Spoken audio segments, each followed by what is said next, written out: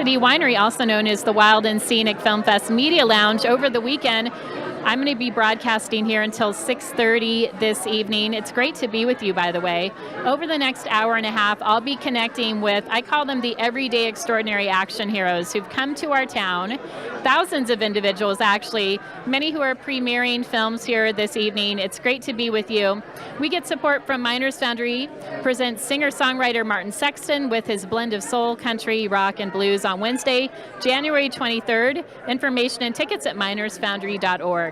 And Paul Emery Music presents Dolly Rimple, McLean's musical, Make Believe, January 25th through February 3rd, and 1,000 Kisses Deep, the songs of Leonard Cohen, February 8th and 9th at the Nevada Theater. That's paulemerymusic.com.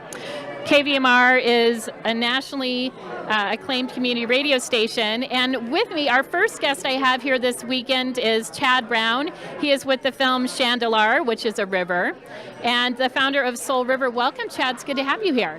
Thank you for having me here. So you're the first one, Yeah. but I think you're the kind of guy that takes risks.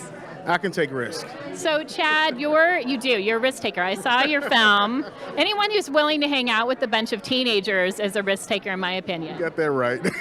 Chad, your film's incredible. It's about veterans. You're a Navy veteran yourself, coupling with children, teens. Tell everyone about the process of what you're doing with your program and how you incorporated that into the film.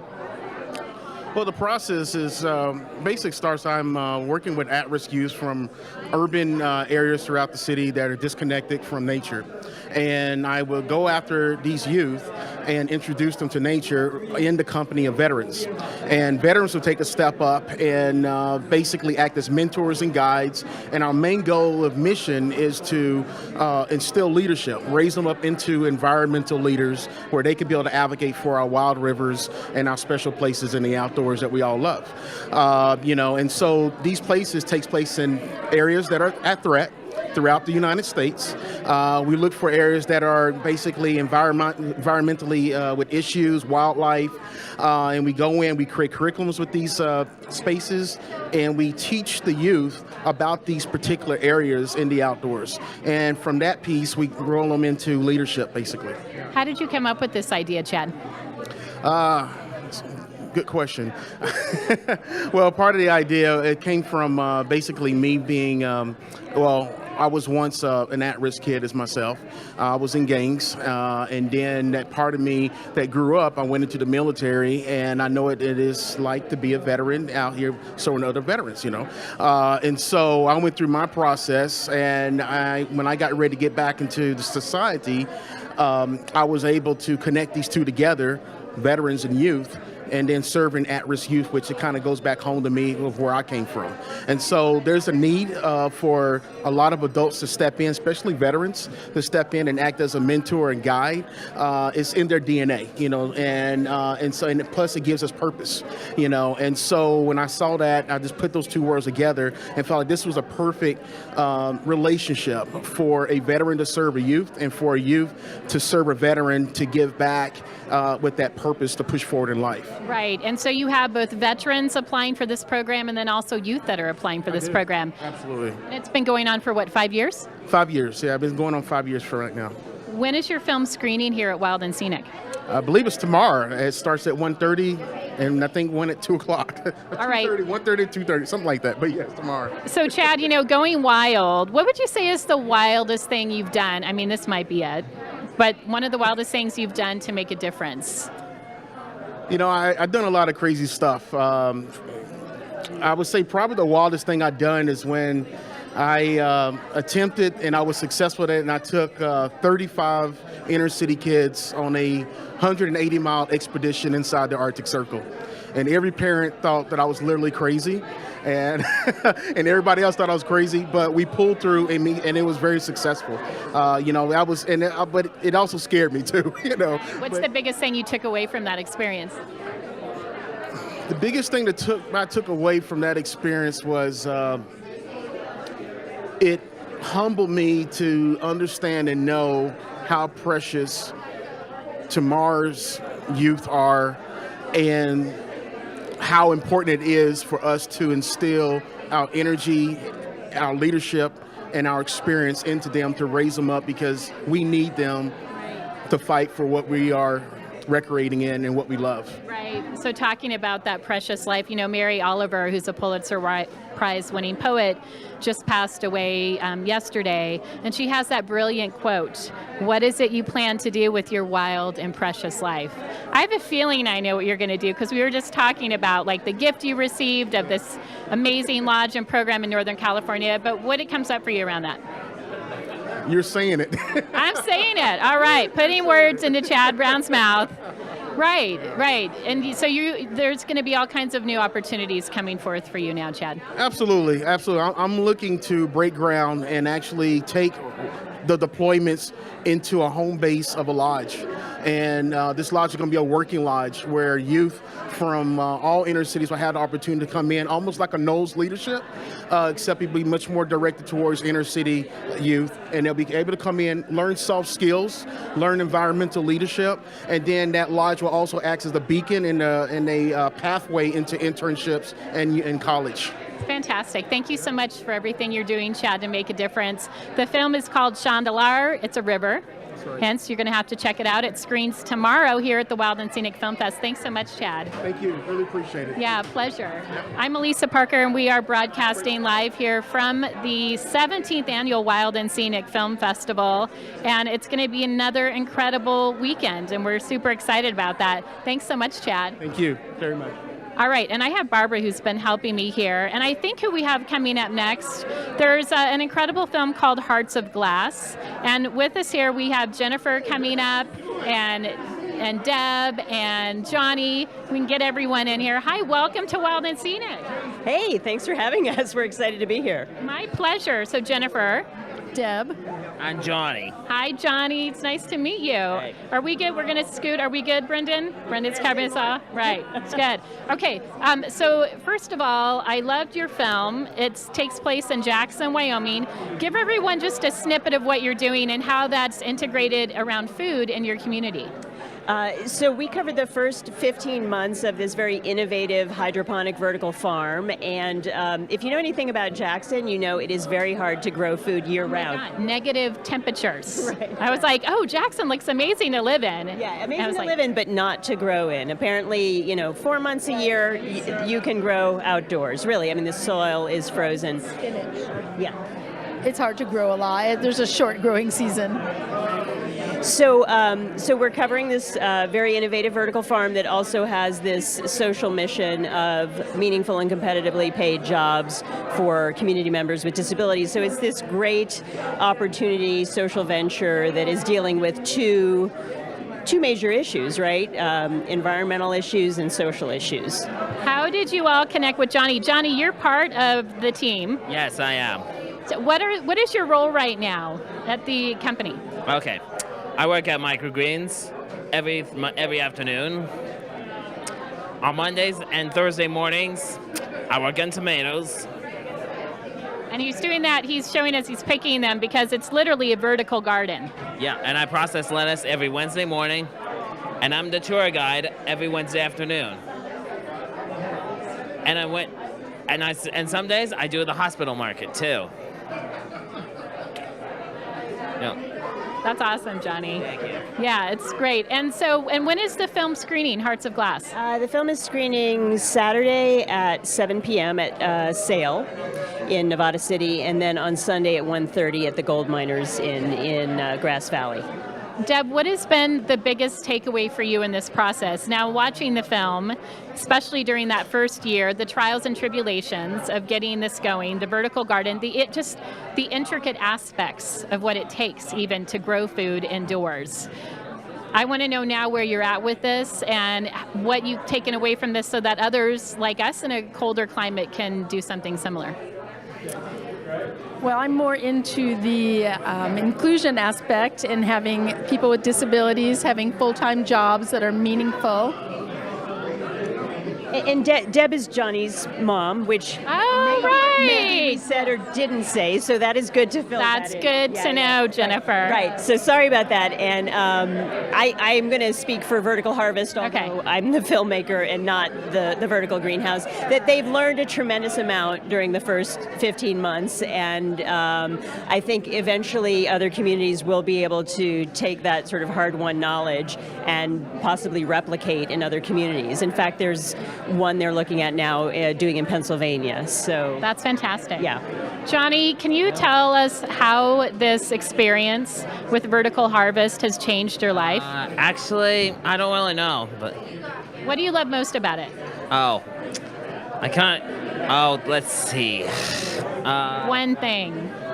My friends. You love your friends. That's a huge part of the film, actually, Hearts of Glass, that I noticed, just the connection and support, and how, so your friends is a big part. Yeah. Yeah. Ty Warner works there, and so does Colin Grandy, and Tim McLaurin. Since kindergarten. Kids you've known since kindergarten are now all part of Vertical Harvest. Yeah, Shane Holden couldn't be here. He moved to Florida. Hi, Shane. Maybe he's watching right now or listening on KVMR. And this must be an extraordinary opportunity for you as a mother of Johnny to see how he just really flourishing. Yes, definitely.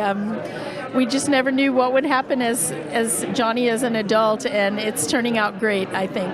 What a great opportunity. And Jennifer, it's Wild and Scenic Film Fest. So what is the wildest thing you've done to make a difference? The wildest thing I've done to make a difference with this particular film, or just in my... Could be in general. Could be in general. The wildest thing to make a difference. I think working on this film and realizing the connection between environmental activism and disability activism, that we're closer, there are more similarities than dissimilarities, and inclusion in all things, particularly environmentalism movement, is really important. So I feel like I'm gonna start to get people to think about that. We're gonna start to get people to think about that by being here and having a conversation. It's really important, and I know we're going to have a more in-depth interview later this weekend. The film is called Hearts of Glass. It's screening at Wild and Scenic Film Fest. Thanks so much, Johnny. My pleasure. It's great to meet you. Yep. Yeah. Thanks, Deb. Thank you. Thanks, Jennifer. Yeah, thanks so much. I'm Elisa. Yeah, Johnny, muscle strength. You got superpowers. Everyone here at Wild and Scenic's got superpowers in some way. Yeah. What's your superpower? I can guess the day of the week for your birthday. You can guess a weight and birthday? Yeah, the month, the day, and the weekday. Yeah, You're kidding me. it's true. What's your birthday? You're asking me when my birthday is. Yeah. April 8th, What's the year? 1971. April 8th, 71. It's a Thursday. Yes. It's true. I was born on a Thursday. That's amazing. Yeah. All right, Johnny's going to be around here, Wild and Scenic. He might ask you the same question. Thanks, you guys, so much. Thank you. You never know. Here's the thing about Wild and Scenic. You never know what's going to happen. I was talking the other day just about the wild moments we've had at this incredible festival, which, by the way, is supported by Circle, the South Yuba River Citizens League, which does awesome work here in our community protecting our water and watersheds. Here's some familiar faces. I have Kevin White and Stephen Most. Hi, guys. How are you? Great to be here. Hi, Elisa. Good to have you back. Great to be here. Oh my gosh. So we're talking about fire, Yeah, we are. unfortunately. I mean, we started a film called The Fire Next Time that was here, two Couple years two ago. Yeah. And little did we know that we would be here in, early 2019 with all of these catastrophic wildfires behind us, and probably more to come, sadly. Are you going to screen the same film this year? No, we're screening Wilder Than Wild, which is a full-length documentary that we made after we made The Fire Next Time. But there are some of the same characters in Wilder Than Wild. This was following. Was this in the in Yosemite area?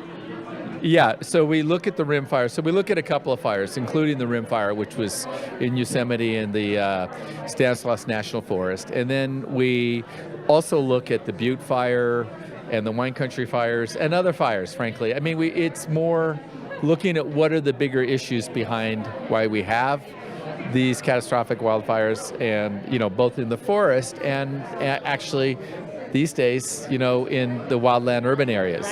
Right, looking at Santa Rosa, and of course in our backyard here in Nevada City, California as well. Did you guys have any idea when you started this film a couple years ago that now you're like the fire guys? We really didn't, and sad. I mean, it's sad, but I will say one thing that I would say is that after you see these big fires up close and you really have a sense of their strength, you really have a sense, like in the back of my mind, I thought this could be catastrophic, way beyond just forests and woodland areas. This could be, have some consequence in like the foothills, for example. Right. And in fact, it did. And that was kind of this terrible thing that happened, and you wish you could see it. It was like slow motion, and you could see it might come, and it did, and it's so sad. And it's fascinating timing, Yeah. too. And and you guys are going to do a workshop. When's your workshop, and what are you going to do in your workshop? Well, the workshop is on Sunday morning, and we have people in the film. Kelly Martin, who's the Chief of Fire and Aviation for Yosemite. She'll be there. We'll also have someone from the Tahoe National Forest. We've been taking the film all over California to places that have burned and places that are vulnerable to wildfire, and we've been having panels. Ideally, I think one of the county supervisors will be on our workshop on Sunday as well, because we want to have elected officials, we want to have scientists, and we want to have fire professionals, because while the increase in catastrophic wildfire is a general phenomenon, it plays out differently in each locality. That's right. Each particular area has a different topography, vegetation, built environment, and they have to think about what's happening and how to work proactively in terms of their own communities. When is the workshop again? It's Sunday, 9:30 to 11. At where? At City Hall, right? The Activist Center, right, where they're doing those. And I actually, it's called The New Abnormal, which is better than, I think, the new normal, because there is no such thing as new normal. There's no such thing as the new normal. I mean, the one thing I would say is that, these folks that we have at the panel are really excellent. They're all really thoughtful folks. And we really want people and communities to start to rethink their relationship to wildfire. That's why we made this film. That's why we're doing this work. We're doing an emergency preparation plan here even in Nevada County. Real quick, what's your favorite thing about Wild and Scenic? You guys are veterans here. Well, I love Nevada City. It's wonderful to be here, to see films, to eat and drink, to be with my friends. It's like a reunion. It's one thing I look forward to every year. Yeah, likewise. I mean, the other thing is 3,000 people, 600 volunteers, right? How cool is that? The city. I mean, I had a film here, I don't know, year 3 or something like that, and every year, I love coming here. It's a touchstone for starting the year. And I think it's a great opportunity to meet other filmmakers who are committed and doing stuff. And most of all, I like the fact that it's activist driven, that it's not about what deal did you work out with so-and-so. This is about people making films for reasons that I can really appreciate. Making films that make a difference. Thanks so much, guys. Yeah, thank you. Good to have you here. Yeah. All right. See you. Okay. Thanks so much. And we'll be talking to you more in depth, too, all right, as we go on. By the way, we're broadcasting live here on KVMR until 6:30. We are broadcasting here from the Wild and Scenic Film Fest Media Lounge, which is located at the Nevada City Winery. And 17 years, Catherine Flowers. Hi, pleased to meet you. Nice to meet you, too. Come a little closer in. Okay. We'll check out. So, Catherine, you came all the way from Alabama.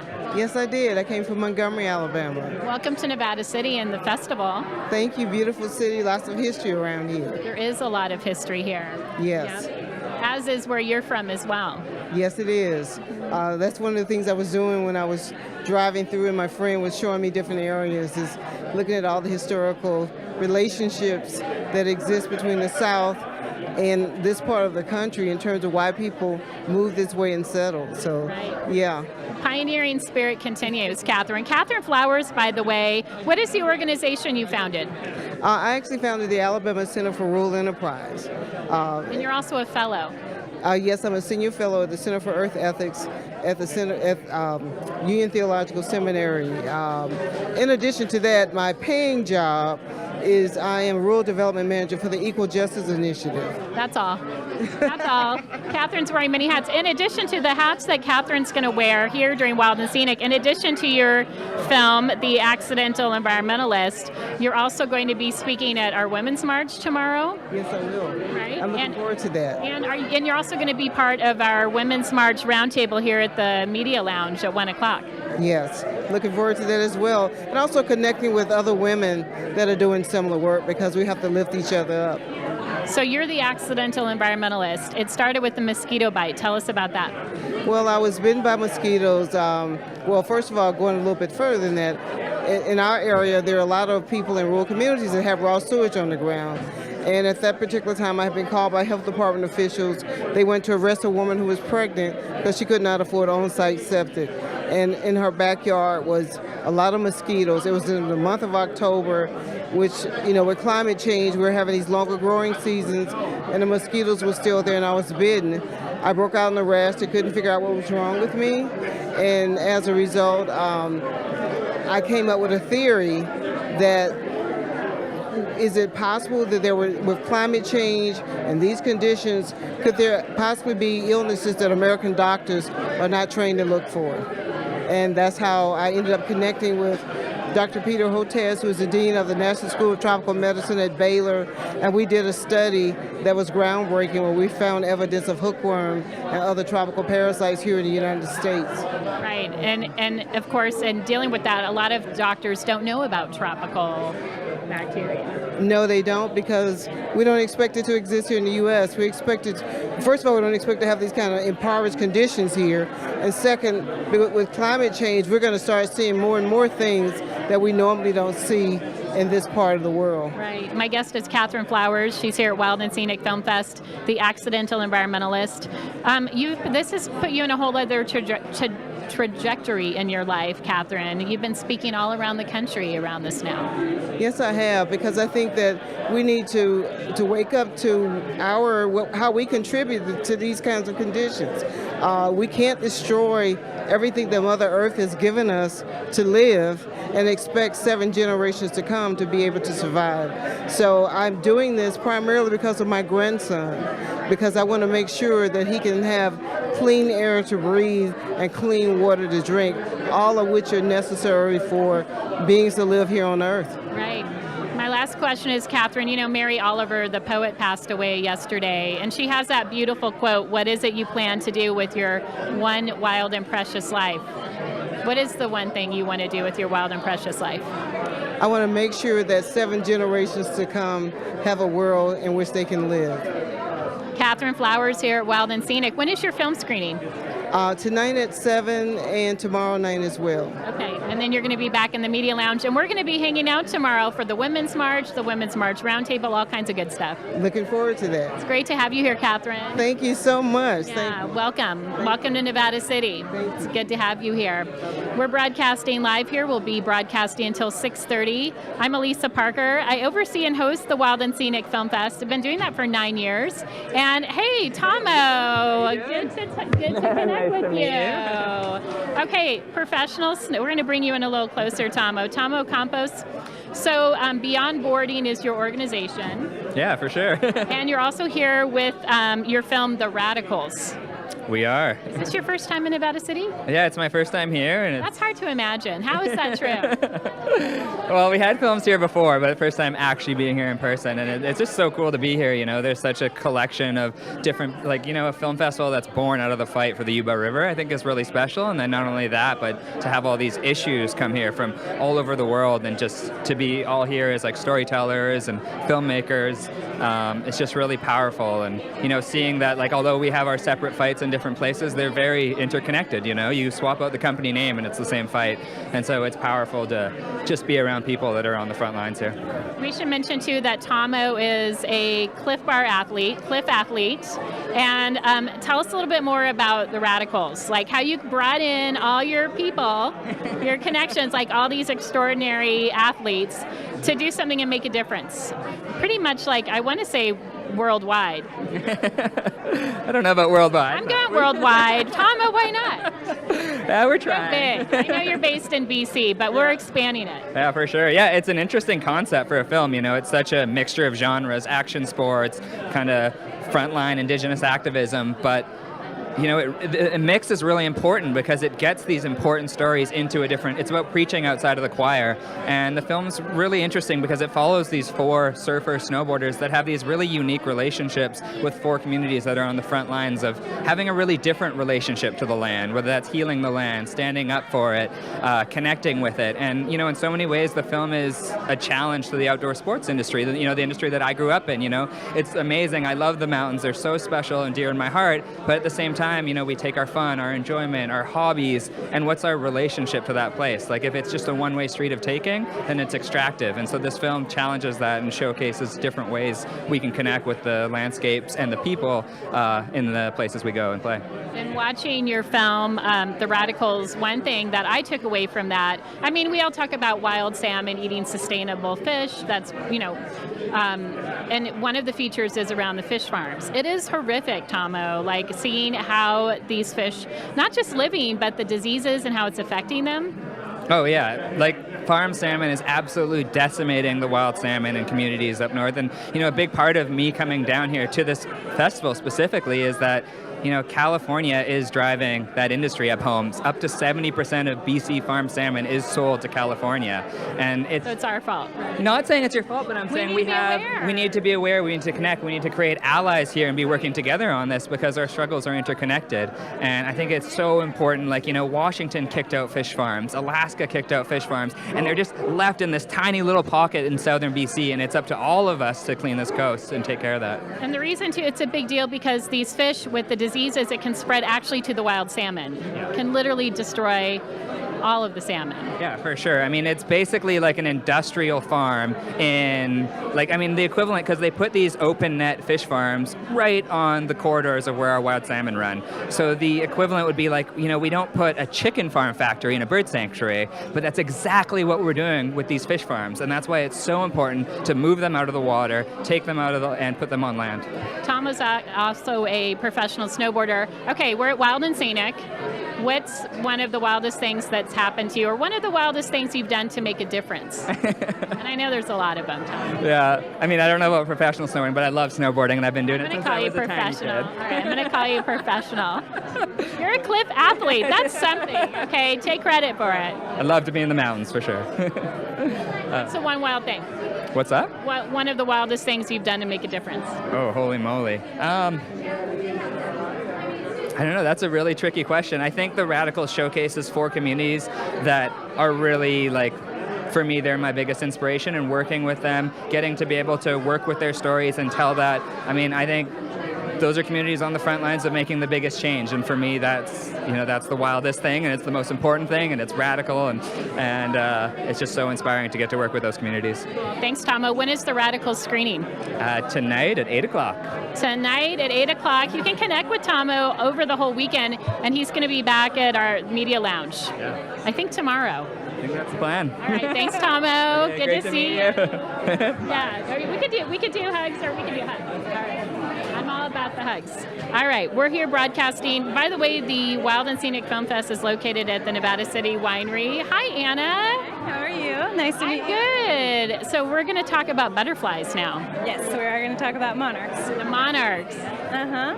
Right. So tell everyone about your film, and first when it's screening as well. Sounds good. So Pursuing the Monarchs is obviously about monarch butterflies, and it sort of follows their journey from North America down to Mexico, and it tries to answer the question, why are the monarchs disappearing and why aren't they migrating anymore?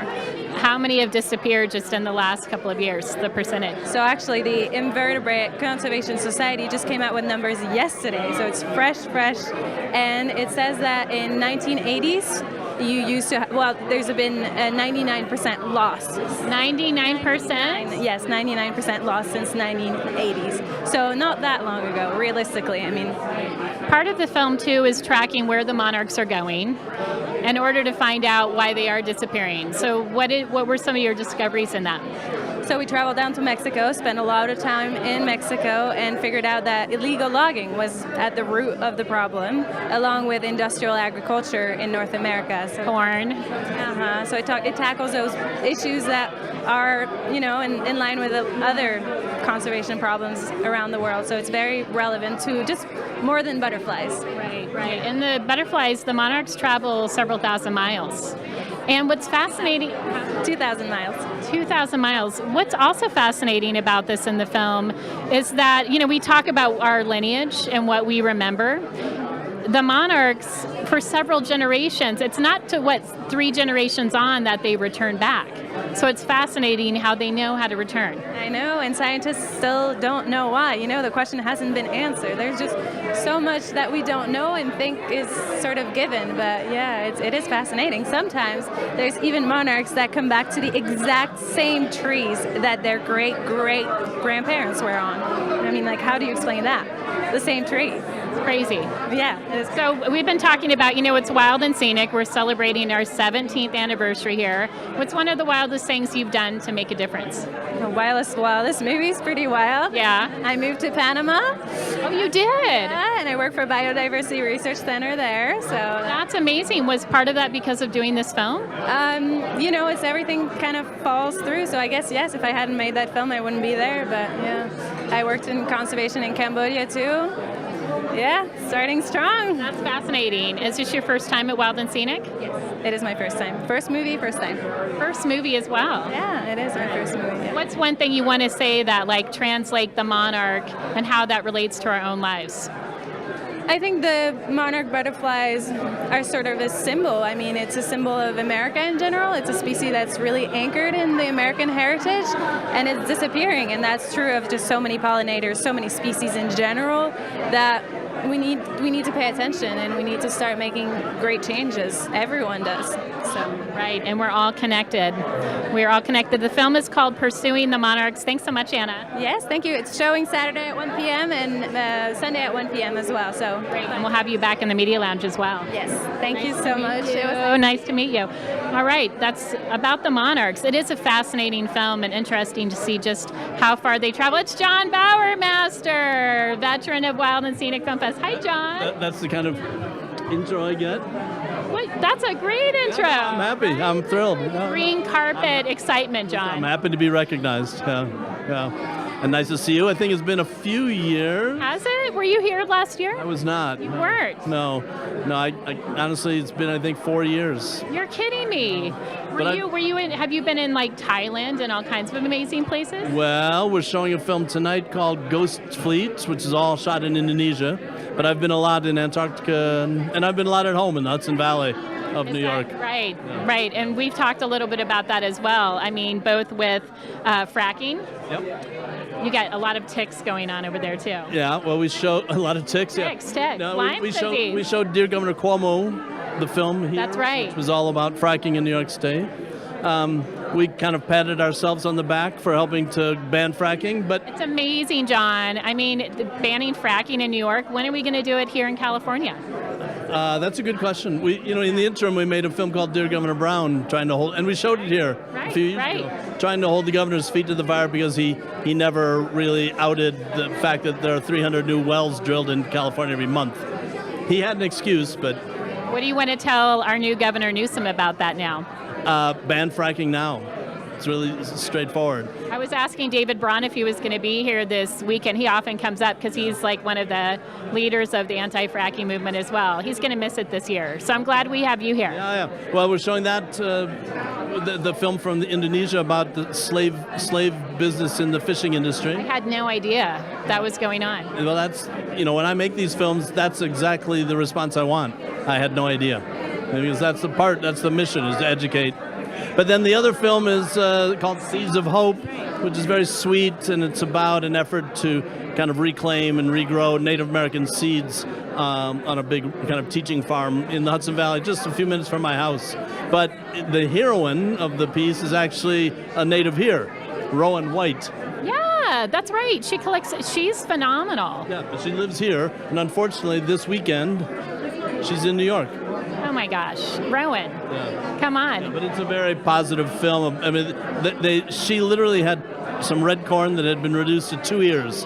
That was all. It was hundreds of years old, but it had been reduced to only 2 ears, and now they've replanted it on this property, and they grow hundreds, thousands of pounds of it every year. So it's amazing, John. You know, one of the great things I love too about Wild and Scenic, you said, being recognized, is often for a lot of folks who come here, unless they're one of the featured individuals in the film, it's kind of like it's more of that being invisible, and you're telling the story.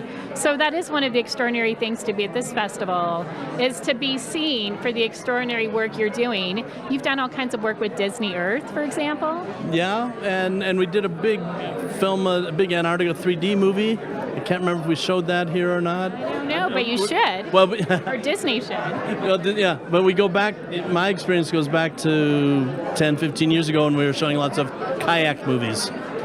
So things change. So 17 years we've been celebrating Wild and Scenic. What is one of the wildest things you've ever done? Wildest things I've ever done? Yes. Well, that kayak adventure we did for 10 years, funded by National Geographic, where we went around the world one continent at a time by sea kayak. And the wildest things would have been any time we were on cold water. Oh my gosh. Like the Aleutian Islands, like Antarctica. Because kayaking in the South Pacific, other than the occasional shark, I mean, warm water doesn't scare you. Fall in, no big deal. The cold water. Did you ever fall in the water? No. There you go. That's good. And hopefully you won't in the future. Better safe than sorry. That's right. Welcome back, John, to Wild and Scenic. Thanks for having me, and we'll see you over the weekend. Well, you're coming back for a more extensive interview. Oh, am I? Yes, you are. Yes, you are. I'll remind you about that. Thanks, John. Good to see you. John Bowermaster here. John's an extraordinary filmmaker. He's done, as he mentioned, many films for Disney Earth, for example. It's great to have these veterans return to Wild and Scenic. Hi, Shane. Long time. I knew. I was going to say, wait, I knew you, Shane. Oh my gosh. Wait, so the film you're doing this time is, Run Wild Free, 50 years.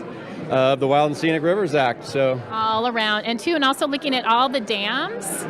Yeah. I had no idea, Shane. When I watched this movie, I was like, how many dams are in the United States? Well, there was 75,000 before the end of the 1960s, and there was another proposed 10,000 that were essentially stopped with the Wild and Scenic Rivers Act. That's crazy. And so now, how many dams are we seeing actually being broken down and released and back to the natural form of the habitat? Well, they're coming down all different shapes and sizes, I mean, some of the most prominent ones have been the Elwha up in Washington, which we're seeing an amazing recovery up on the river.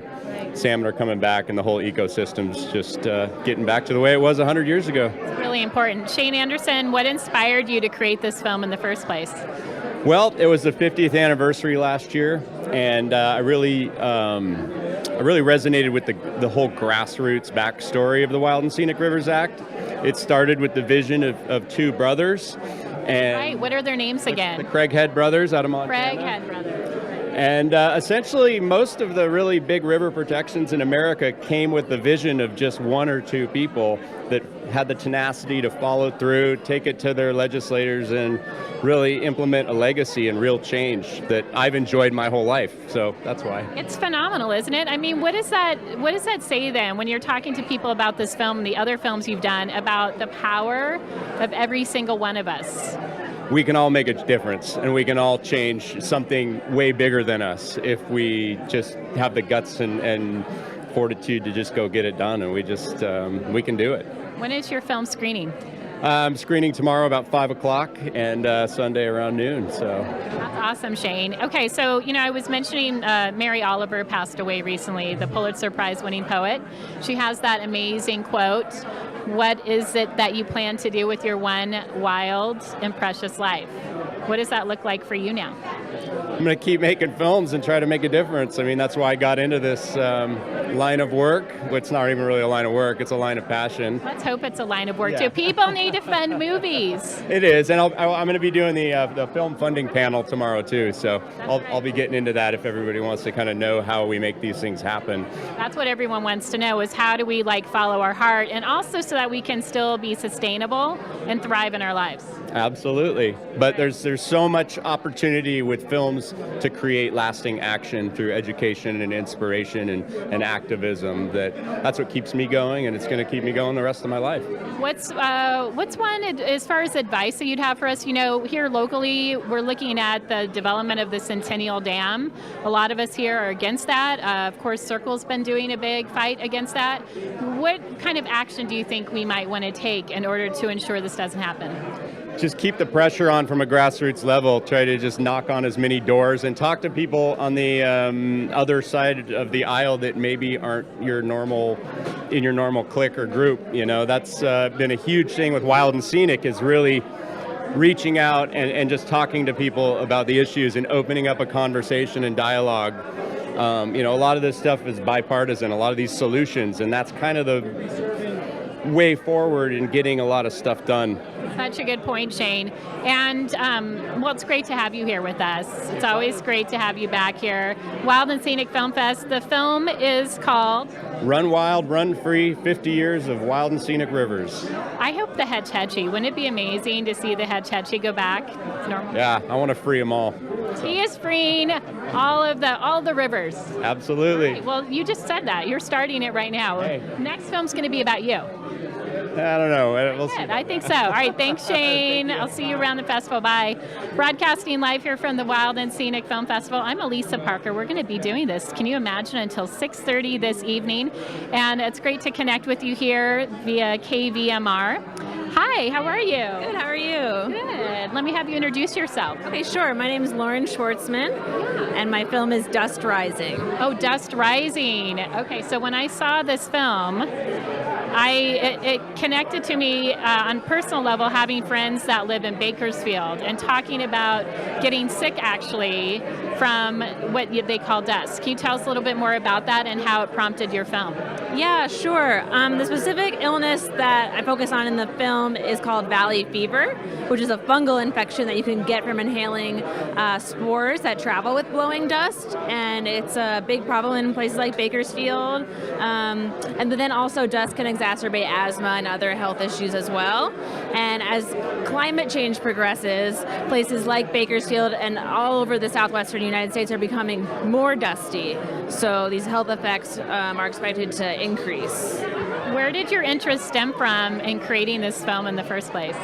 So we had this guest speaker in class, because I made this as part of my graduate program, who works in the Amazon rainforest, and he just mentioned sort of offhand that dust from the Sahara Desert blows across the ocean and fertilizes the Amazon, and I was just completely blown away. I thought that was one of the most amazing and beautiful things I'd ever heard, and how could we use dust to talk about global interconnectedness, what other amazing stories were in the topic of dust, and the more that I dug, the more that I found. In fact, you focused quite a bit on the Sierras. Yeah, I did, because I knew I was a little bit constrained as far as location, like trying to do something in California. And as soon as I started doing research, I found these scientists who were studying dust falling in the Sierras, mainly coming from the Central Valley and the Gobi Desert in Asia, and sort of having the same phenomenon that the Sahara Amazon phenomenon is. So I was really excited because it's right here in my backyard that this was happening. So just to clarify that, there's a lot of granite in the Sierras, and you see these, trees growing out of there. It's really, a lot of that is due to the dust and the nutrients within that. Yes, exactly. The dust is bringing at least as much, if not more, phosphorus to those plants than the soil from below is. So it's making it possible for all these amazing trees to grow. So dust can be a good thing. Yes, dust can absolutely be a good thing. And so we literally are, what I love too about this film, it talks about how interconnected we are, that we're a smaller planet than we actually imagine, knowing that dust from the Sahara or China is here in our backyard right now and helping our plants grow. Exactly. So I love thinking about, there's people in those places in Asia and in Africa, and they're connected to us and people in the Amazon through this dust, and I just think that's really beautiful. When is your film screening? So it's screening Saturday, tomorrow night at 7, and then Sunday at 3:30. Mm-hmm. All right, and my last question for you is, Wild and Scenic's around inspired activism. So what inspires you these days? I'm sorry, What inspires you these days? What inspires me these days? I love watching the work of other filmmakers, and also just like my own experiences getting outside. I like to try to get outside as much as possible because I find that really inspiring. And then how filmmakers are able to combine nature and the medium of film and make it interesting and exciting for people. Are you going to do anything else around this now? Like, where is this film taking you? I'm not sure if I'm going to continue with the topic of dust, but I know I'll continue making films on environmental topics for sure. Well, it's so nice to meet you. It's really nice to meet you as well. Yeah, welcome. I'm assuming you've been to Nevada City before. I have been once before, but not to the festival before. So. Welcome. It's an awesome festival.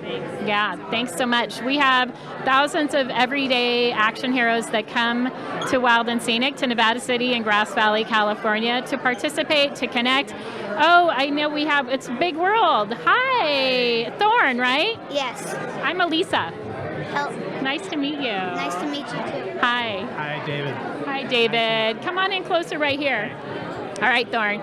So it's actually, you know what? My younger daughter and I were just watching your film Big World last night before she was going to bed, and she loves your film, and she was like, "Are you going to see Thorn tonight?"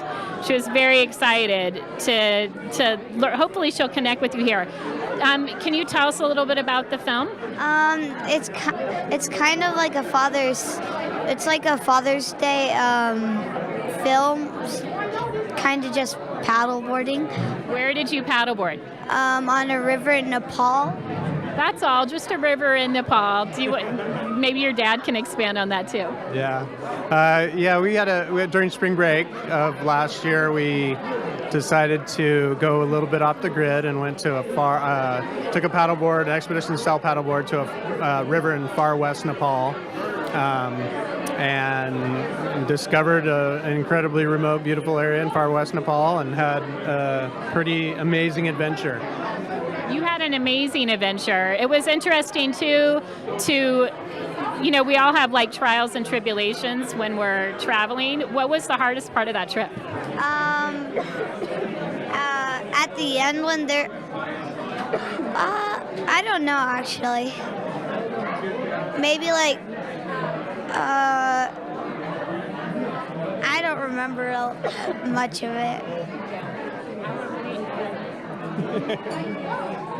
The hardest part? I remember a few hard parts. Well, it's just a struggle to be out there that long, huh? How was it communicating with the kids out there? What? How was it communicating with all the Nepali kids out there? Hard because they didn't even speak Nepali. Yeah, it was to watch a child go through an experience like that with a totally another culture that doesn't even share language was a really pretty special experience as a parent for sure. And and just to watch the human connection without any sort of communication and the excitement and the joy that brings, and also the frustrations, was for me kind of a surprise and was a pretty unique experience for me. Well, and David, you talk about how you've traveled all over doing work like this. It's quite extraordinary to bring your son to experience that, having kids of my own and going to, like you talk about, we could go to Disneyland and instead going to Nepal. Yeah, I mean, we love Disneyland too. Right. But but I was looking for some sort of experience and some true expedition and something that was remote that a child of this age can do physically, that that pushes your limits, but doesn't take an adult body to really pull off. And so it's kind of how we came up with it. And we planned pretty much the whole thing on Google Earth. And do you think you might do something like this again? Probably. Where would you want to go if you could go anywhere in the world? To China maybe, or Australia. Those are two good places. So now, Dad, you're going to have to plan that. I'm going to have to what? You're going to have to plan that. Yeah. We've got, the list is getting longer and longer by the day. So, what has been your biggest takeaway in having this experience in the film Big World for you and Thorn to experience this together? I think my biggest takeaway for me personally is that it's all worth it. It was not I mean, it was actually fairly remote, and when it came down to it, there was a fair amount of risk that concerned me. But I think that it's all, and the hassle and the planning and all of those things that make an expedition for adults difficult, it seemed even more difficult, but I think it's all worth it to get those kinds of experiences. I mean, one of the parts we were, I wouldn't say laughing at, but is when you're in the paddleboard and you go through the rapids and you flip over and you come out smiling. That was actually really fun because that was like one of the first times I actually got in the water, and nothing got soaked, so it wasn't too bad. Well, I loved your film and I loved watching it with my younger daughter because it really inspired me to think about what else we could do. Going beyond our usual boundaries is really important with our kids. So thank you so much, David, for creating this film and for sharing your personal journey and experience that you guys had together. When is the film screening again? It's screening with the Adventure Block Films tonight at 7 here, and then 7:30 in Grass Valley. All right. Thanks so much, guys. Great to have you here at Wild and Scenic. That's David and Thorne. And the film is called Big World. It's the adventure of the two of them together going down this river in a rural area. Thanks so much. I'm good. And I want to just do a shout out too for all of our volunteers right here in the Media Lounge. And also we have over 500 volunteers who are part of Wild and Scenic Film Fest. Hi. Hi there. How are you? I'm good. You're Rob. Yes. Pleasure to meet you. Pleasure to meet you too. So the need to grow. Is this around soil? It is a film. It's a feature documentary about regenerating our topsoil. So the impetus was we saw a UN report that said we had fewer than 60 years of farmable topsoil left on the planet. That's it's a little concerning, to say the least. It is indeed. And after having done a lot of work in food politics and food activism, you know, we watched a lot of people that were kind of burnt out and angry and frustrated. So what we wanted to do was see if we could make a film about solutions to this issue. It's a huge issue. It is global. And the more that we dove into the science around soil, you know, we discovered how soil health really mitigates a lot of the other environmental issues, like water holding capacity, carbon sequestration, obviously the nutrient density of our foods, and then, you know, pollution down the waterways into our ocean system. So we kind of saw it as this beautiful, multifaceted solution if we were to put enough focus there. So what is like a key solution, you know, for all of those who are listening right now or here at the festival in person? You know, we were talking about everyday activism earlier around just dams, for example. What do you think then around soil and how we can help maintain and nourish this so we don't run out of our soil in 60 years? Yeah, exactly. It's a great question. Our film follows 3 different stories of kind of different scale solutions. So we do have probably the most unique part of our story is a more high-tech solution that's regenerating soil at a really crazy speed. We have the urban farmer for people that are growing food on rooftops, balconies, growing food indoors with other techniques. But I think the biggest thing is for people to think about composting. That's something that anyone can do right now. That's sort of the lowest hanging fruit because we all have food scraps and this organic material that we usually just throw into the garbage. And if we don't really think about the disconnection of the cycle there. That stuff came from the soil. We pulled the nutrients out. If we can put that organic matter back into composting and return those nutrients to the soil, that's a beautiful cyclical solution that everyone can participate in. Are you a composter?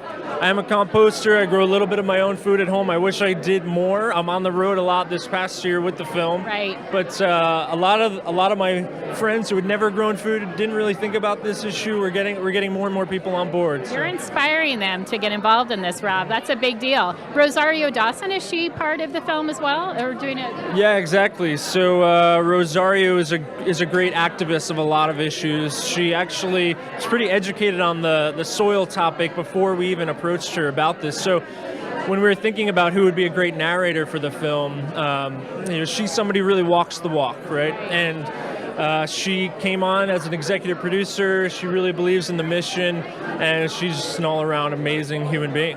When is the film screening here at Wild and Scenic? the film is screening here in a couple minutes. Oh my gosh, are you going to have to get going? At 7 o'clock at the Sales School. And then tomorrow morning at 10:30 at the Gold Miners Inn. So That's awesome. we hope to see anybody who's watching come on down. So we get wild here at Wild and Scenic. Yeah. What's the wildest thing you've done? Or wildest thing to make a difference? Like since I've been here? No, well, I mean, already been wild what? Like what? What's the what? Oh, well, last night I was doing a little Wim Hof technique, if anyone knows what that is, where we're going from sauna, jumping into ice cold water and back and forth. The wildest thing that I've done in my life, or as an activist?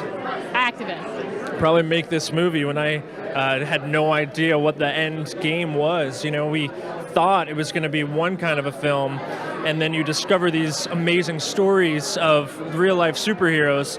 So to continue on a journey of a 4-year film that we thought was going to be a 1-year thing, that was kind of wild. That's wild. And I love that you're just having wild experiences at the festival.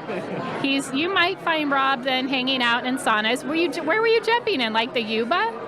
A lake? It was a pool. An old cousin of mine that I've only met once or twice before in my life lives in Rough and Ready. No way. So we reconnected, and we used his cedar sauna and his pool. So shout out to Walt Webb. Very cool. Nice to meet you. So nice to meet you. Thank you for having us. See you around the festival today. All right, soil. It's necessary to grow our food, and you can check it out on the Need to Grow.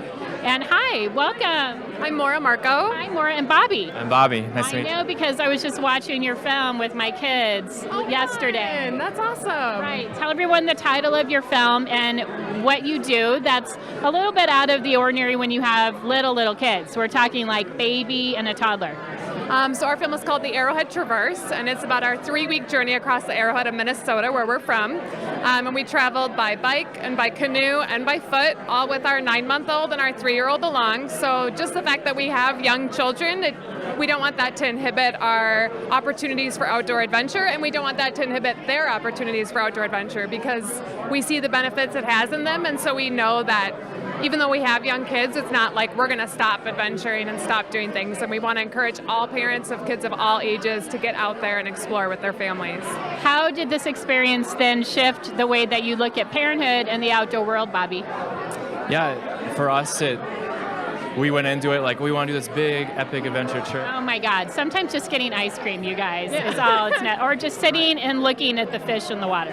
Right. Yeah, and so that's really what we came away with. It was when we just go camping on the weekend, that's just as much of a great experience for our family and for our children as trying to do some big trip.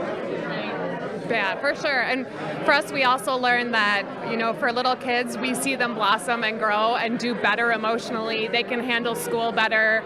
They can handle quiet time better when we have those experiences in the outdoors. Like, we are all better people after having that time. And so to see the change in our kids in that way was also like a really magical thing for us, and always has been. So we talk about going wild here at Wild and Scenic. Tell us about one of the maybe most challenging experiences that you had on this adventure in Minnesota. So one scary moment was our son started just screaming when we were on a portage between 2 lakes, and we couldn't figure out what was wrong. We ended up finding out he'd gotten bitten by a rather large, scary-looking insect. And so it was kind of in the most remote section of our trip, and so we were all kind of really tired from a big, long day, and so there was a moment we had where we were kind of like, are we doing the right thing? Like, should we be here with our kids?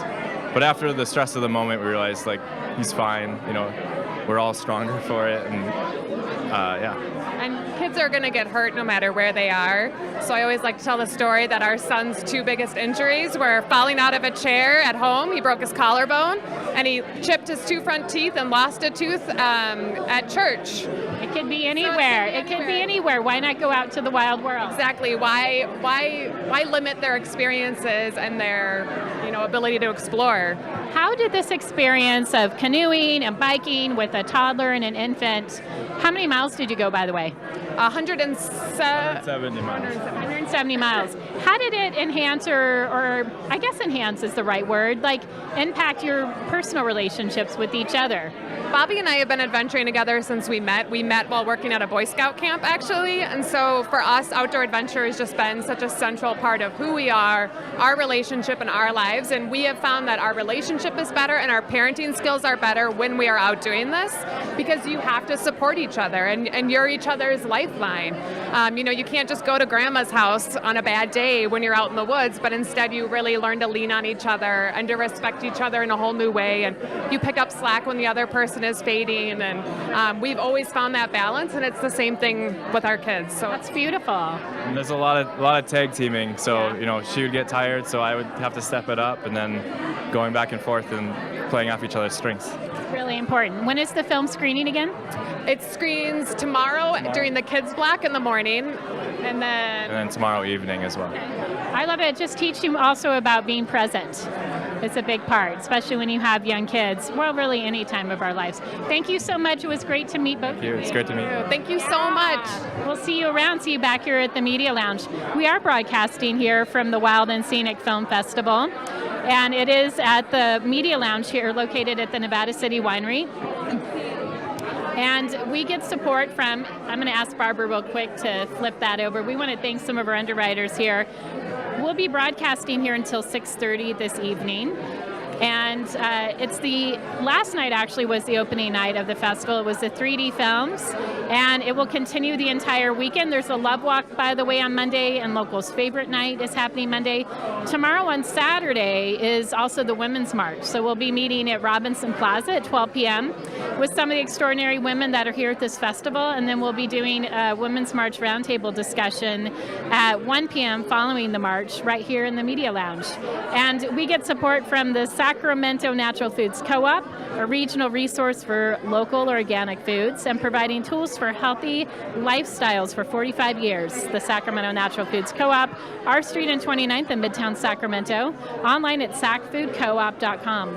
And Sierra Timberline, celebrating 40 years offering domestically sourced, eco-friendly furniture, energy-efficient hot tubs, and cost-effective fireplaces and stoves. Open daily in the Home Center, Idaho Maryland Road, Grass Valley, sierratimberline.com. You are listening to KVMR Nevada City, Camino Placerville, KCPC. Hi, Bernadette, right? Yes, Bernadette. So nice to meet you. Hi. Have you been to Wild and Scenic before? I have not. This is my first time. Well, welcome. And you came down, what, from Alaska? From Fort Yukon, Alaska, 8 miles above the Arctic Circle. That's where I'm from. I live in Fairbanks. Bernadette, how do you pronounce your last name? Dementive. How do you pronounce it? Dementive. Okay. And we're so thrilled as well. I was just talking about the Women's March and the Women's March Roundtable, and you'll be part of the roundtable discussion tomorrow at 1 o'clock. Yes. And you're also here with Earth Justice. Tell us a little bit about what you're going to be doing in the virtual reality lounge here at Wild and Scenic. So, well, we have already started today, and I'm here on behalf of the Gwich'in Nation of Alaska and Canada at the direction of our elders to share the story about the Gwich'in people standing up and trying to protect our sacred lands, known to many people as the Arctic National Wildlife Refuge. To us, it's called Ijikwats'un Gondaigot Lit. And right now, this administration has come in and opened it up to oil and gas development. And it's causing a lot of chaos within our communities because a lot of us are very concerned that our concerns are being dismissed. And so, I'm just going out, really leaving the comfort of my home and into different environments, but I'm trying to just share the injustice of that's happening right now. I just literally went to Houston, Texas, and a lot of the indigenous people there was very welcoming, but the organization that is coming in to do seismic testing didn't want to meet with me. And so I'm glad to hear everybody's been so just genuine, and they're asking questions, and there's a lot of really good people here. I look forward to coming back. Right. Well, we're definitely solutions-based at Wild and Scenic Film Fest here. So would you consider yourself an activist before all of this started happening? I don't like to be labeled. I'm not an activist. I'm not an environmentalist. I guess to some people I am, but I'm just trying to fight for my children. I'm trying to, our identity is not up for negotiation. And I'm just standing up for our people, for our culture. And, we have 40,000 years of history in this area, and we want it protected. Where is it at now? So that's a good question. The government shut down. So right. Yeah. So right now it's something they're trying to do. They're trying to do it in 1 year. It's supposed to take 4 years. They're trying to use studies from 1983. It's 2018. And in Alaska, right now, we are thawing twice the rate as the rest of the world. We have, do you know what ticks are? What is it called? Ticks. Yeah, Bernadette, unfortunately, we are a huge Lyme disease area. We have a lot of ticks in this area. We have ticks in Alaska As it's now. been warming too, it's been more of a crisis. That's awful. I can't imagine. And we have 33 coastal communities falling into the ocean. Like the ticks, I've never seen that. And I never even knew what ticks were till April. So, right now, all of us are feeling the impacts. So you were saying too, with the government shutdown right now, that's stalling any progress they might make. Yes, and plus for seismic testing, they have to have snow. And Mother Earth is on our side right now because they don't have that snow, but that's still not stopping them. They're not respecting the human rights of the Gwich'in people. They're trying to sell out our culture for oil and gas. And unfortunately, my Senator Elisa Murkowski, she's accepting flawed applications to continue this, and this is like a lifelong dream of hers, but she's still my representative. She needs to listen to what we have to, what we're concerned about. This is our way of life. This is our identity as Gwich'in, and we deserve to be respected. Bernadette, can you describe and tell us what it's like in your community, the beauty of your area, I'm assuming too with salmon runs and so forth? Sure. I'm glad that you asked that question because I took it for granted. I took my home for granted until now that I realize it could be taken and it could be destroyed. There's a mountain in the Arctic village called Deshanle. And I felt like I was losing my identity, and I went back up there in 2014. And right there, I was so overwhelmed. I asked Creator to forgive me for being disconnected so long, but that I'm here now to share in my responsibility as a Gwich'in. I could close my eyes and I could just see everything right now. I understood why my ancestors returned every year. There's clean water. When I come down this way, I can smell exhaust. I can smell. I mean, it's clean up there, and we need to leave this world as it was in the beginning, not just when we're done with it. Our children deserve to see that. Right. For Yukon, where I'm from, we're also salmon people on the Yukon River. So we don't only depend on the caribou, we depend on salmon. Right. We were just talking about the salmon earlier, the wild salmon. One of the things, too, you can take away here at Wild and Scenic is in the VR, the virtual reality lounge, Earth Justice, you can actually experience what it's like. Yes. To feel and be in your home area, in this area of the Arctic.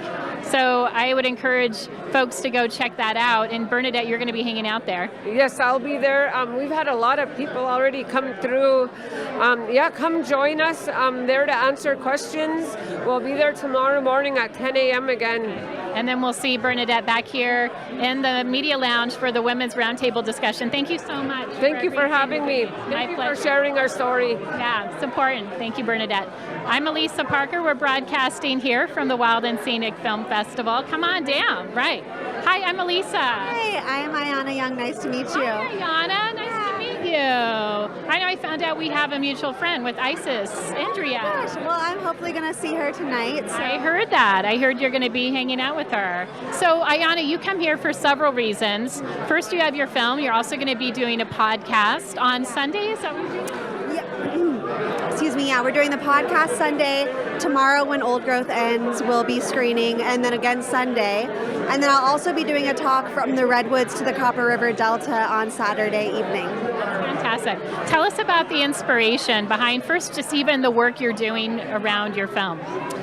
Well, When Old Growth Ends is really taking a moment in time where we bear witness to really the murder of our last remaining old growth forest in the world. There's only 2% of all old growth left globally.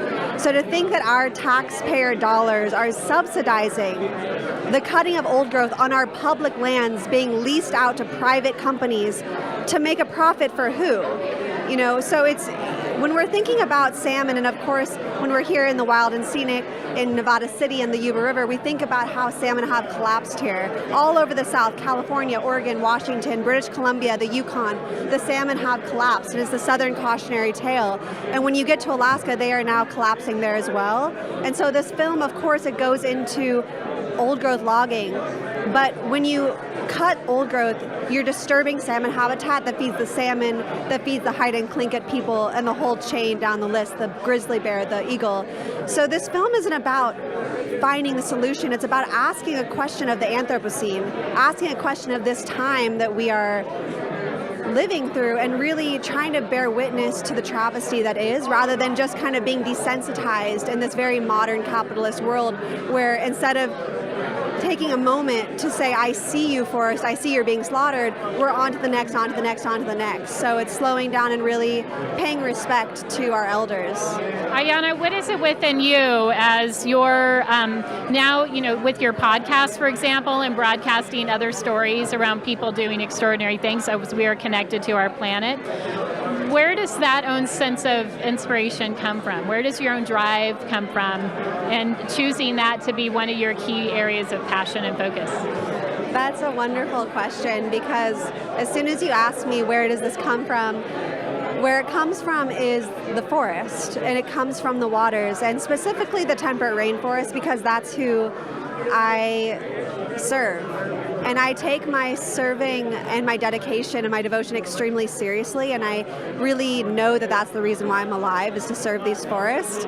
So it's an honor, and it's a very heavy weight of responsibility, because the state that the entire planet is in is dire. And we need to know that. The report that just came out saying what we have 10, 12 years left. So it's serious. We're not crisis. Right, we're in a crisis right now. And for me, although I like to and love sharing stories from other people from all over the world, my land-based projects remain in Cascadia. When is your podcast? It's on Sunday at Heartwood? So the podcasts come out every Wednesday, and we've had some incredible episodes lately. We had Pinar and So of Queer Nature. We've had one of my favorites, Reverend Kalani, on preparedness for natural disasters. And one of our all-time favorites was from Kurt Russo from the Lummi Nation, who spoke about the people under the sea and was really speaking to what's happening with the orcas and in the Sailor Sea. And so people seem to really be drawn to that for good reason. You're going to have to come connect with us if you have time tomorrow with the Women's Roundtable discussion. We have Claire Dubois of Tree Sisters. She just moved here recently. Julia Butterfly Hill lives here. Oh my gosh, that's to connect the fellow Tree Sisters. Yeah, yes, I love those women. Respect them both so much. Well, welcome, Ayanna. It's great to have you here. Great to have you, Wild and Scenic. Ayanna's going to be doing her podcast at Heartwood on Sunday, and we'll have her back in the Media Lounge. You can check out more on the Wild and Scenic Film Fest as well. Hi, guys. Hi. Welcome. Thank you. Thank you for having us. Good to have you. Hey. It's great to be here. Good to see you again. What is the film that you're promoting this time? I'm going to have you guys step up a little bit. We're going to get close and intimate and come over this way. Yeah. We're showing, tonight we're showing The New Environmentalists, and Leanne Walters is one of the... Oh my gosh, Leanne! I didn't see your tag in there. I was like, yes. Right, Leanne Walters, it is such an honor to have you here in our community. Well, thank you for having me here. I'm honored to be here. So Leanne is a Goldman Prize winner of 2018, which is, I always describe it, it's like the Oscars for everyday environmental action here. I like that. We usually hear it as the Nobel Prize, but I like the Oscars. It could be. Well, it could be that as well. Right. So Leanne, you came here from Flint, Michigan. Tell us about what you've been doing and how, just how your life has changed with the Flint water crisis. Well, my life has changed because my life is now water, full-time. I've become a citizen scientist. We're running citizen-led chlorine testing, monitoring and making sure the city is doing what they're supposed to be doing. Newsflash, they're not. But this is the checks and balances that we need. We're still working on getting the federal laws changed and going to different citizen scientist venues, speaking on the subject and learning more than what I already know. Right. What's been the most challenging part of taking this on as an everyday citizen in Flint, Michigan? In the beginning of it was people actually taking us seriously. That was the most challenging part of it. Now it's making them follow through on what the promises that were made to get things done that are not getting done. Well, when I first was learning about this, I mean, with the pipeline, you know, the water initially coming from, what is the lake it normally comes from? It's the Great Lakes. The Great Lakes instead of the river. Port Huron. Right. So is that still, is it still an issue where they're still not taking the water from the lake? Or no, where's it at now? They switched it going back from Detroit Water, which is Port Huron. Okay. But the infrastructure is so greatly damaged. We still have lead lines and galvanized iron lines in the ground, and we should be further along than what we are right now, and we're not. It's extraordinary what Leanne has been doing in your community. And Will, you have the privilege of connecting with all of these amazing Goldman Prize winners. Over like many years you've been creating these films. Tell us a little bit about that and also just some of the recent winners and how that's influenced your life. Well, this is the 16th year that we've been making films about Goldman Prize winners. It's an honor, and I feel like, I'm a lucky man to have Leanne Walters as one of my best friends now. And, telling these stories has made my partner, John Antonelli, and I want to do more because we feel like we're not doing enough to try to make the world a better place, to try to protect the earth. And one of the great things about working with Leanne and the other prize winners is that they keep giving us the feedback that we need to keep doing what we're doing because we're storytellers and we're able to kind of convey the message about the importance of their work, and the way that we try to do it is through the motivation that they have, their passion, what comes from their heart, what drives them, and that's what makes, I think, the film so engaging for audiences.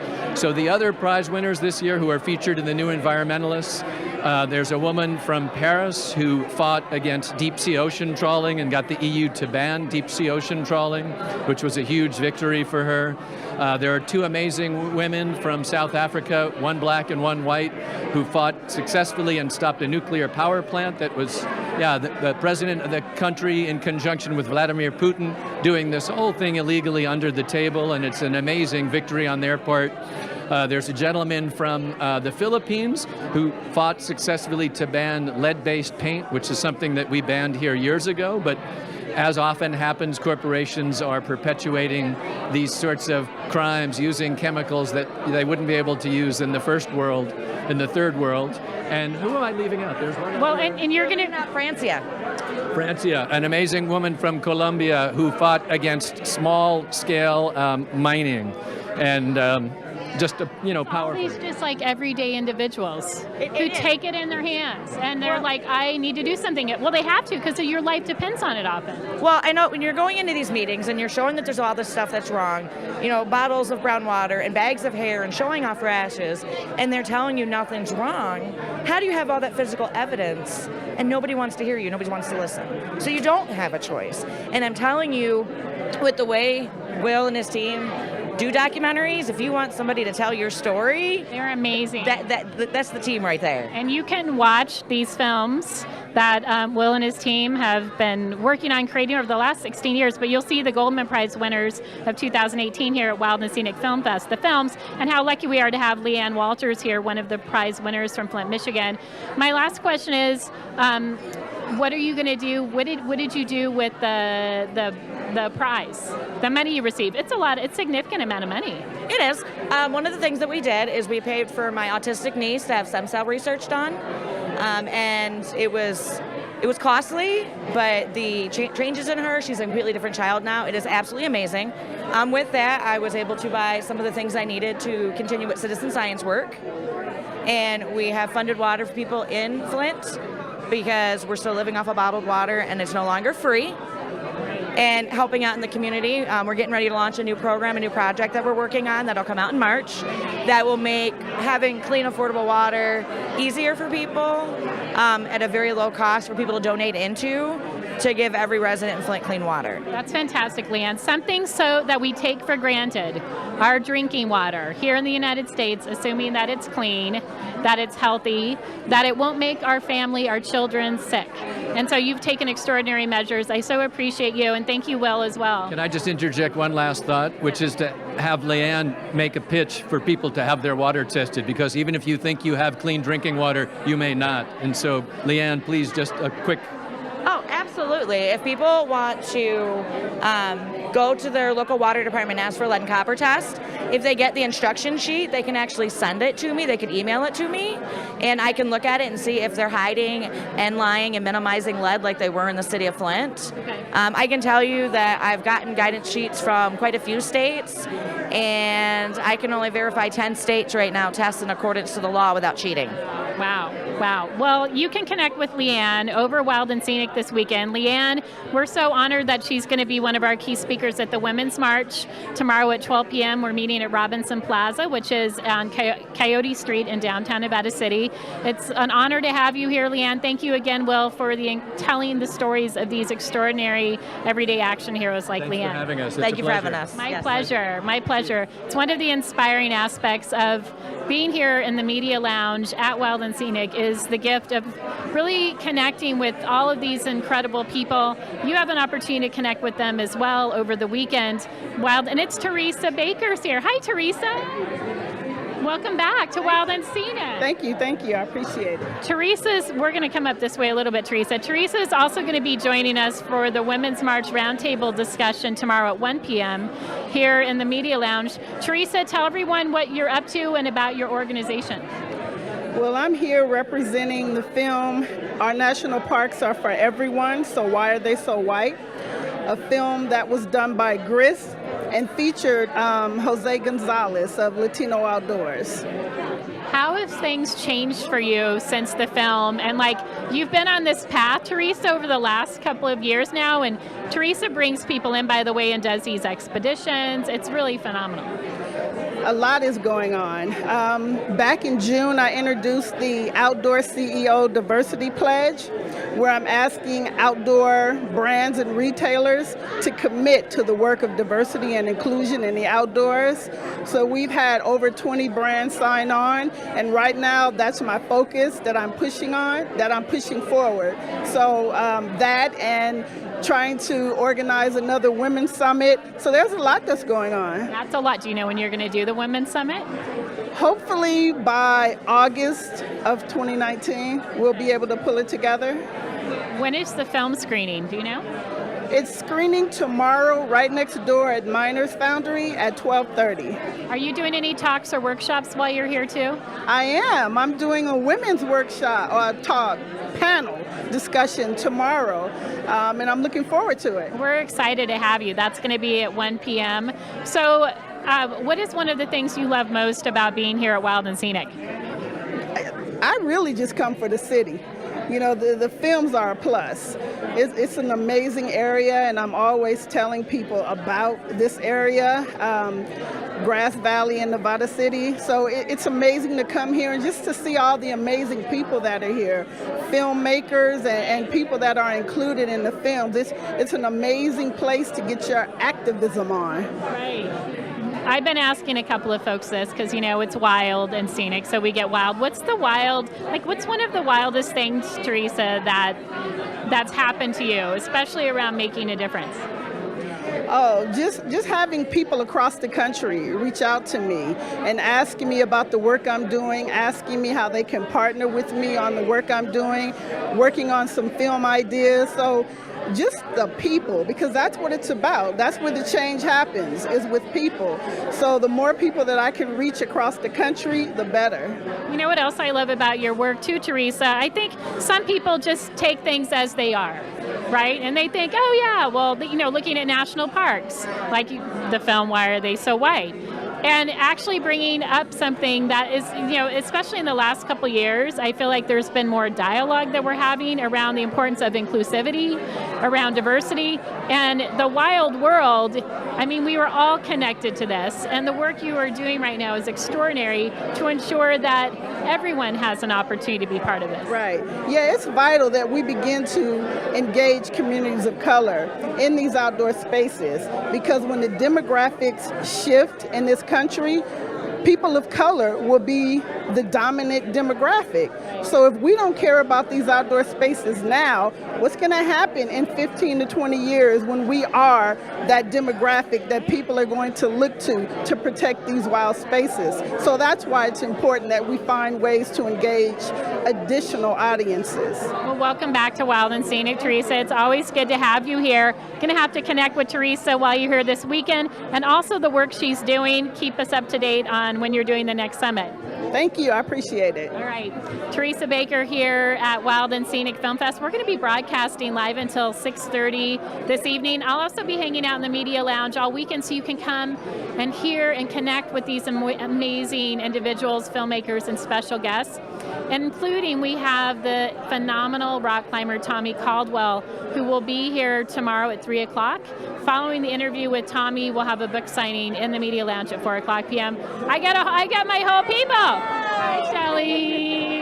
Good. Hi, Ruth. Hi, Radu. Okay, so another great part of Wild and Scenic Film Fest is that we have amazing local filmmakers. So I have Shelley Covert, Ruth Chase Bordeaux, and Radu here with us. The film is Belonging. Yes. All right, who's going to be the one? Ruth, you kind of started this up. Okay. So tell us about it, and then we'll get more updates like how Shelley, this has been such a big trajectory for you, and Radu is the filmmakers. Belonging is about how people connect with the land, their relationship, their sense of belonging with their environment and the land they live on. How did you come up with this idea, Ruth? Well, first off, I thought of what is the common thread in Nevada County between our ancestral history and a retired person moving up here. Well, everybody is in love with the land and the environment. It's a draw for everybody. So I took that common thread and went and met with Shelley and Rob Thompson to begin with, and came up with the premise for the film. And you got a grant as well. Was that from the Nevada County Arts Council? Yes, the grant was through the Nevada County Arts Council, and it was Artists and Communities through California Arts Council. How many people participated in the film Belonging, that screening here at Wild and Scenic? Right, I'm one of 10, right? I think so, in Belonging. Yeah. It was an amazing question that Ruth asked me when we met, and she said, how does your tribe belong into your community? And it was really a rabbit hole for me, because we belong to the land in the deepest way, but we as a tribe didn't necessarily belong as a piece of our community today, 2018, 2019. So it really was a question that brought up a lot of conversation and self-reflection of how as Shelley, born here and raised here and have lots of friends and family, but the tribe itself isn't necessarily a piece of the community fabric yet, or used to be, and will be again. Shelley, I've loved just well, of course, being connected with you, but also just observing and seeing how you're really coming into your own. And Shelley Covert, can you speak to a little bit of how that shifted for you, and just with this project? And as you talked about that connection, I mean, you participated in Emerge program, which trains women to run for office. What else is going on? So we did the opening for the film festival earlier today, and my auntie and my cousins came and danced, and I sang, and it's up to us to welcome people to our land so they don't get sick. We truly still believe that today. And just being visible in the community, people learned to be invisible for reasons back in the day, you know, for protection and to be safe and to not be seen. And we have to be seen though today. So it's been a hard time flipping the switch on that, staying invisible and safe to being visible and part of our community. So it's been a ride, I can say. We need you. It's good that you're visible, Shelley. Thank you. And Radu is the filmmaker for this. What are one of the key takeaways that you've had in helping to create this film about why it is so important to understand our connection and belonging to the land in which we reside? Well, I got to know a lot of people that I didn't know before. It was amazing to know Shelley, to know Rick, and to know all the other people involved, and to travel to Truckee, and to see the forest that UC Berkeley is managing there and how they deal with the fires and everything. So I felt like after this film I belong to the land through all these people and how they're connecting themselves. So we're all in this together. So. And Ruth, when is the film screening? Oh, that's a good question. It's Saturday at 1:30 at Vets Hall and Sunday at 9:30 at Miners Foundry. Now, I'm excited to participate in the next project called I Am Here. So tell us a little bit about that, and you're going to be doing a fireside chat around this too. So we got a second year of funding around belonging, and that project's called I Am Here, and it's about women in a rural county and how they find and maintain their sense of belonging. And Elisa Parker is one of the key participants. So we are working on a film and other programming, also funded by California Arts Council, Nevada County Arts Council, and our community. When is the fireside chat happening? Oh, that's a great thing. For I Am Here, it is Sunday at 3:30 at Golden Era. Okay. And Shelley, your mom's participating in this too. She is, and she's also going to be at Three Forks Sunday morning at 8:30 offering some poetry. And I'll also be doing a fireside chat tomorrow at Golden Era to talk about the indigenous perspectives on the history and what the community can do to come out and support our federal re-recognition. That's great. She's so busy this whole weekend. Then I pulled her in. I'm like, Shelley, she's going to do an opening at the Women's March at 12 p.m. And then if you have time, you'll join us for a bit for the Women's March discussion roundtable here in the Media Lounge. Thank you so much. I love you guys for everything you're doing. Yes, thank you very much. Great to have you here. You're welcome. Love you too. It's great to have our local folks here at Wild and Scenic Film Festival. I'm Elisa Parker, and we're checking on the time right now. How are we doing? Okay. All right. By the way, we're broadcasting here on KVMR, and we'll be doing this. We're wrapping up shortly for the live broadcast on KVMR. For those that have been listening, and we're going to be wrapping up, thank you so much for being part of this experience with us. We're excited to connect with you here at the festival. I do hope you'll connect with me at the Media Lounge as well, and just welcome all these extraordinary people that have come. You can continue to watch this and listen as well on Wild and Scenic's Facebook page, where we are streaming this live as well. Hi guys, David. Nice to meet you. Nice to meet you too. Hi, I'm Caitlin. Hi, Caitlin. Okay, so we've been talking a lot about our water sources and rivers. Tell us what your film is, what it's about when it's screening. Sounds good. So my film is If They Build It, Will Come. It's about the Cahaba River, one of the most diverse rivers in Alabama. And they were trying to build a big road project over it. So my film was about teaching people a little bit about that issue. Great. And Caitlin, how are you involved in the film? So I actually directed Ashes to Ashes, and it's about how coal ash is impacting local communities in Alabama. And it is screening tomorrow morning at 10 a.m. and tomorrow evening at 7:30. Are you two connected to each other? Yes, so there's a Southern Exposure Fellowship that brought a lot of folks from the South to try to, so we're here to represent the South a little bit, so we thought we'd come here together. That's fantastic. So you've never been to Nevada City before? I have. This is our first time, yeah. Welcome then. What are some of the key takeaways you would like for our listeners and viewers right now that relate to your film, and especially how that relates to us here in our own communities in California? Sure. So mine specifically, just that rivers obviously have a lot of issues, especially down in the South. We want to show show that we're also part of the United States, and there's more issues down there. And we don't have as many resources as the folks here, but we're actually learning a lot of the folks how they tackle all these issues through just knowledge and education. So we're trying to bring a little bit of that, I don't know, aspect of the world here. Great. How about for you, Caitlin? So we're trying to spread awareness about some of the issues that Alabama's facing, but really coal ash issues are pretty much across the country. I don't think California necessarily faces it as much, but definitely in the Southeast it's a huge issue, and it's like a silent issue that people don't really know about, and it impacts communities. That's why it's so important to have festivals like this to bring light to so many issues that we're not even aware of. You know, at Wild and Scenic, things get a little wild. What's the wildest experience you've had in making a difference? I'll start with you, Caitlin.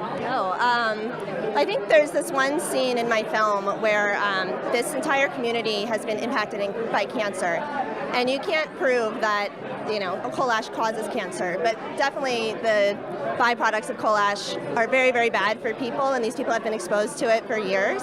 So I think that was, I don't know if it was wild. It wasn't wild in a good way, but it was crazy. At one point I asked how many people had been impacted by cancer or knew somebody who had died by cancer, and everybody raised their hand, and it was just really powerful, and it made me really gung-ho about this issue. How about for you, David? So in my film, I think there's like a lot of issues with how much money can influence a project. And so for me, the wild part was just trying to go up against the big man. And I'm sure a lot of these films have that issue, but it is possible. At the end of the day, my film actually helped prevent that project from being constructed. So there's a little step towards bigger movement. That's amazing. Telling stories is so important to actually creating movements. And so I appreciate both of you, and thank you so much for being here. Thank you for your time. Appreciate it. Thanks, David. Thanks, Caitlin. Thank you so much. We're broadcasting live here from the Wild and Scenic Film Festival, and we're in the Media Lounge today. A big shout out to our volunteers that are helping to make this happen. Thanks so much, guys. Pleasure to meet you. We'll see you around the festival. Hi, Jessica. How are you? Good to see you again. Good to see you too. Yeah. We could do hugs. Good to see you again. It's been like a couple of years since I've seen you last. Right. So you have, what, 2 films? 3 films this year. 3 films. Yeah. 3 films. Okay, what are the 3 films that you have this year? This year, The Creek Sessions, which is about the Bears Ears fight to protect the Native American land there, as well as Journeying Out, which is a little film about 2 young boys who are trying to help fight to save a river in China, the Salween, as well as Wolf Call, which is a film about helping protect wolves in the Colorado and the relationship between humans and wolves. All really different films. Did you actually go to China, for example, and part of the development of that film? Oh, I wish. My friend Meredith Meeks is an amazing director and filmmaker, and she's the one who has done all the work for that. I'm only the film score composer, so I made the music for that. Right. Yeah. And you're going to perform something, I think, later? Yeah, Sunday at 10:20, I'll be performing a song from that I composed from the Creek Sessions, which is a film about protecting natural lands across the U.S. that are threatened. And Creek Sessions is specifically focused on the Bears Ears area. And that's, I also star in that film, and I'm working on soundscapes and compositions. And you're a rock climber as well? Yeah. Mm-hmm. Rock climber, composer. Can you tell us about the magic of sound in the wild world and how that's inspired and influenced you in the work that you're doing? Absolutely. I think that music is something, I grew up with, and I think that music is something that everyone can kind of understand, and that's a universal language. When it comes to soundscapes, it's not just humans that love music, it's every creature in the world, and there are ecosystems that are healthy, that you can actually measure the health of the ecosystem by measuring the health of the soundscapes. I've been working with Bernie Krause over the past 3 years and doing species regeneration research in various areas. The American Prairie Reserve in Montana is how this whole thing this concept began there. And then it expanded into Pitch and Plain, which is a project that kind of vastly encompassed a lot of the western U.S. Soundscapes are incredibly important to me because they are the unseen. So that is the unseen world of health in the ecosystems that we don't really, people see it when there's destruction, but when you hear it, I mean, you can't really hear it, but if you're someone who's a soundscape artist and a field recordist like I am, and Bernie Krause and a lot of other folks in the world, you hear it and it's devastating. When you can't hear birds chirping, you cannot hear frogs, so it's kind of important to keep that going, and there's a healthy balance that needs to be kind of addressed, and that's kind of what that's about. So I love that's one of your passions, that you're focusing on an element that we're often not aware of and bringing awareness and the importance of that to us. When are all the film screening? Do you know? Yeah. You have like 3 films. Yeah, so Journeying Out, actually, the film that Meredith Meeks has directed, shot, and produced will be screening tonight at 7 p.m. And then tomorrow morning at 10 a.m., Wolf Call, which my best friend Rami Newell, who's an amazing director, cinematographer, she does a lot of sound work with me. She's also a band member in Pterodactyl Plains, which is the project of the Creek Sessions. So Rami Newell is incredible. She will be showing Wolf Call for the first time here tomorrow morning at 10. And then at 1 p.m. Creek Sessions will play, and 4 p.m. Creek Sessions. And then Journeying Out will also play tomorrow night at, I think it's 7. I'm amazed you can remember all of those as well. Jessica, welcome back to Wild and Scenic. It's really great to have you here with us, too. Thanks so much, Elisa. It's good to see you again. I'll see you on Sunday. Yes. Right? Okay, Jessica Kilroy. And we are broadcasting here from the Wild and Scenic Film Fest. We're wrapping it up with Tom Moores. Hey, Tom. Hi. Good to see you. Likewise. Yeah. I brought a friend. Chase. Hi, Chase Schweitzer. Nice. So you brought your friend. Tell me about Chase. Chase is the field manager for Sierra Watch, and we're bringing the movie to keep Squaw true to the festival. And Chase is a hero because Chase goes out and he talks to people every day up in Tahoe and throughout the Sierra Nevada, lets them know about the movement to keep Squaw true and how they can get involved. What does that mean to keep Squaw true? And I preface that because I know you've done a lot of work just like in Martis Valley, areas up in Tahoe, but what does that mean keeping Squaw true? Squaw Valley right now is where the biggest development fight in the Sierra Nevada is happening. And there's a private equity firm out of Denver called KSL Capital Partners that's working with the ski conglomerate we know as Altera Mountain Company, and they are proposing to remake Squaw Valley with a series of high-rises, a roller coaster, and an indoor water park. A roller coaster? Oh, I'm not done. Not only a roller coaster, an indoor water park that would be as wide as a Walmart and more than twice as tall in Tahoe. That's disgusting. Chase, how does this make you feel? Like, what is this? How has this changed your life and working against this development? Well, I started working for Sierra Watch on their campaign to keep Squaw true. And the big thing is this doesn't just affect Squaw Valley, but it affects the everyday living or for visitors who are coming to recreate in Tahoe as well. The entire North Lake Tahoe Truckee region would be negatively impacted by the current development with traffic, lots of issues with water scarcity, as well as housing, infrastructure, light pollution. The list goes on and on. And this is in our backyard. And that's one of the things that's great to be here at the festival, because we work for Sierra Watch and we work literally right up the street from Circle, and we've been at the film festival every year that it's been going on, and to actually bring a movie and participate as filmmakers. So exciting. Yeah, it's great. When is your film screening? Saturday, tomorrow at the Oddfellows in the afternoon. Okay.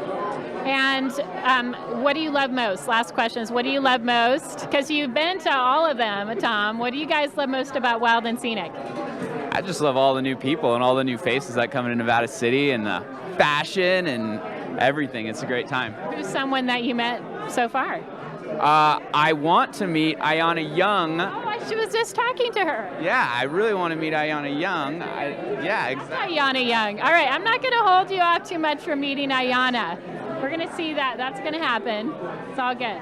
right, what about for you, Tom? Well, I'll give two answers. As a local, I love what this film festival does for the town. And Circle does a great thing for Nevada City by bringing so many people here for such a positive event.